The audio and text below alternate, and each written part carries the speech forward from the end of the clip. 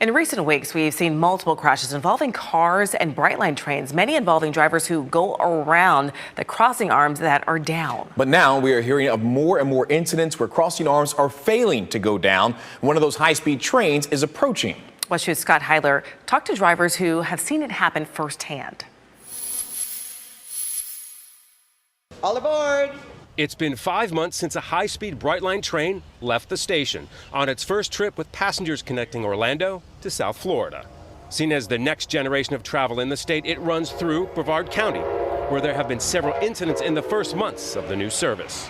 2 deadly collisions at the same crossing in Melbourne. 3 people died within 2 days in January. My heart does go out to them, but we have to be responsible and understand Brightline put safety precautions in for a reason. Preliminary NTSB report says in both cases, drivers went around crossing arms down for oncoming trains. For whatever reason, people think that they can try to beat the train.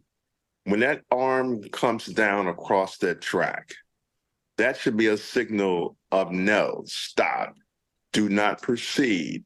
Safety upgrades were put in, lane barriers and a red light camera, safety pamphlets handed out, but concern is building in the community on a different front. I was kind of scared, like, okay, I don't want to be the next person to get hit, because there's been a lot of incidents going on, like in Brevard. Social media postings of apparent railroad crossing systems failing. Corellis Hernandez posted this video of lights flashing, but the crossing arms on Port Malabar Boulevard were not down. Like, it was open, the arms were up, the lights were blinking, and the whole time I was thinking, like how long should I wait here? She tells us she waited 7 minutes. It also happened to Sharon Fielding at a crossing in Rockledge. Lights flashing, bells ringing, but no arms. The Brightline was on the tracks proceeding slowly. While we asked about the social media postings of the Brevard crossings, a Brightline spokesperson sent WESH this statement. We follow the guidelines set forth by the Federal Railroad Administration, which requires our train crews to slow to a crawl at crossings where there may be equipment issues. We encourage the public to report any crossing concerns to dispatch via a phone number located on blue signs at every crossing. There are 50 crossings in Brevard County, and each one has multiple sensors. So that means that there are hundreds of sensors monitoring traffic on the 41 miles of track used by Brightline. And that means that there are sensors in the lights, the arms, and the equipment. When there's something wrong, word gets to nearby trains through these series of sensors. They then follow a set of protocols, checking for traffic, slowing down, like the arm failure in Rockledge. In some situations, staff will get off the train, use a flag to alert traffic at the crossing. But with new and faster trains, dozens a day, industry expert Frank T. Martin says it takes some getting used to.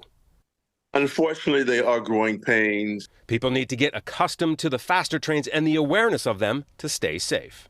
We want to make sure that as we are designing and building these services, that they are safe. And I can tell you that there are quite a few safety initiatives and programs. Some are mandated by federal and state regulations with programs to monitor safety. But to those who cross the tracks every day, they're still getting used to the faster trains, growing pains or not. I feel like it should be 100% down, or I feel like it just needs to be fixed. In Brevard County, Scott Heidler, WESH 2 News.